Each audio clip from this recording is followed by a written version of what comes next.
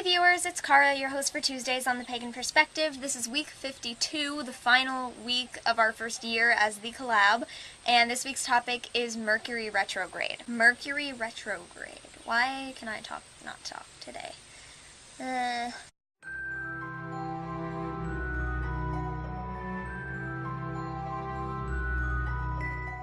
The first thing I'd like to say, because I brought it up last week and I forgot to update you guys, and this is the first time I'm seeing you or talking to you since last Tuesday, I would like to mention that my cat, Mystery, actually did pass away last Thursday. And she was doing very well. Tuesday she was fine after we took her to the vet. Wednesday morning we brought her back for a checkup. Again, she was doing fine. They let us bring her home.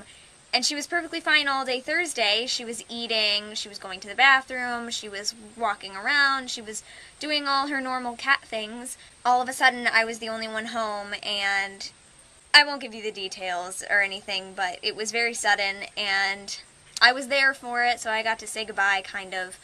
And we buried her a couple days ago, I guess. I don't remember which day it was, but so she is in the fairy garden in our backyard now. And she has a little tombstone, and I'm gonna get to design it and put her name on it and stuff. So yeah, I just wanted to let you guys know that because you were all very generous with the comments and the condolences and things like that for her being sick. So I just thought I would let you know. So moving on to a less sad, but just as confusing topic, Mercury Retrograde.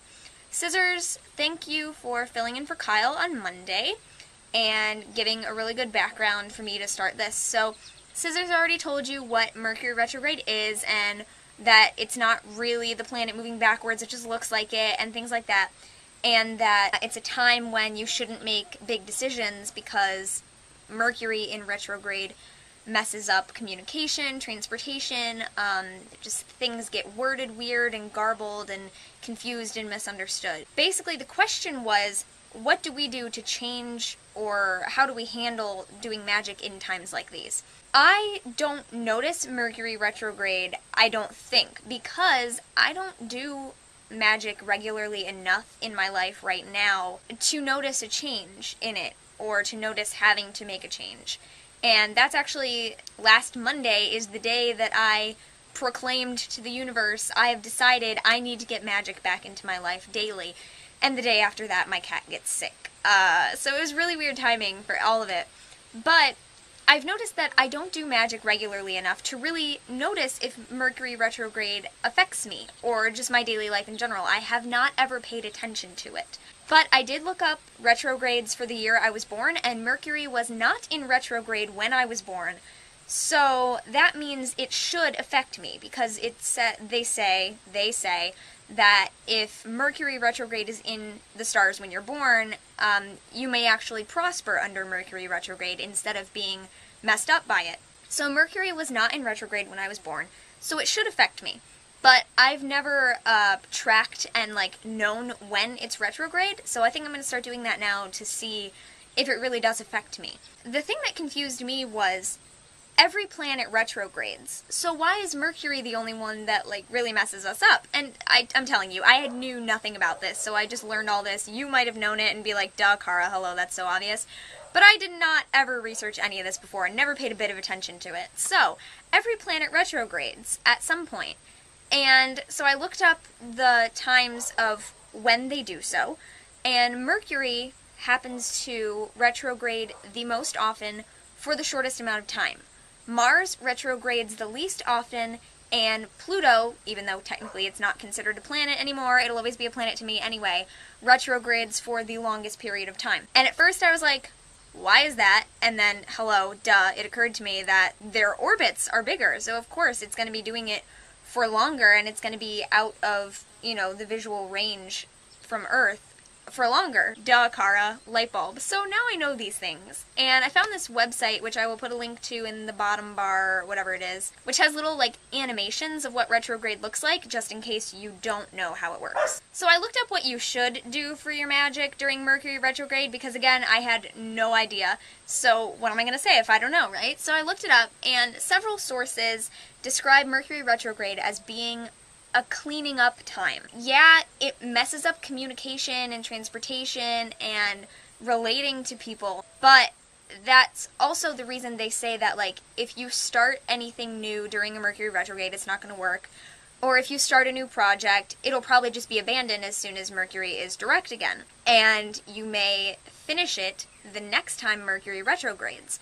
Or if you lose something during a Mercury retrograde, you may see it turn up during the next one. So in that case, Mercury retrograde is a good time to find things that you've lost, finish up projects that have just been lying around waiting to be done, starting one of those rainy day projects that really isn't going to take you very long, but that's a good time to do it, revising things, redoing things, making sure that something really stuck. If you've done a magic working earlier on and you need to do a follow-up, Mercury retrograde is a good time to do the follow-up.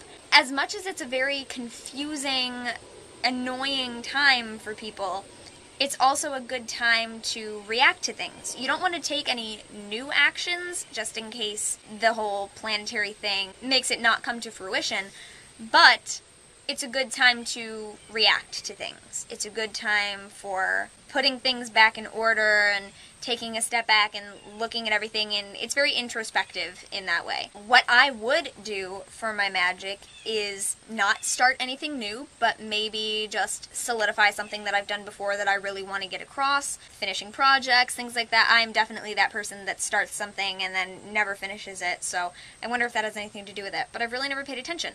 So thank you, Feather, for this topic suggestion, and in case you forgot, go watch Scissor's video on Monday. And Mercury retrogrades next August 20th.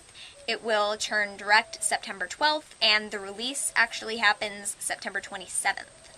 So yeah, hope you enjoyed this video. I definitely learned some stuff, and hopefully the rest of the week can give you a little more in-depth if they know anything more about it, or at least touch on some different information. I tried not to say the same things that Sis said. So, alright, thank you for watching. I will see you guys next week on Monday, because Kyle and I are going to post a video on Monday the 16th, which is my 20th birthday and the collab's 1-year anniversary. And it's going to be just an important announcement type video, so definitely look out for that. Also, don't forget to check out my mom's Etsy shop. I will put the link in the bottom bar, and I have already a ton more stuff to add to it. Like right now, her pendulums are not listed, and all the earrings I just made are not listed. But there is one spirit board up now, and a lot of prayer beads, and some bracelets and stuff. So I will get the rest up, but make sure you save it to your favorites, so next time I tell you go look at it, you can just clickety-click and be right there. Alright, I'll see you later. Blessed be.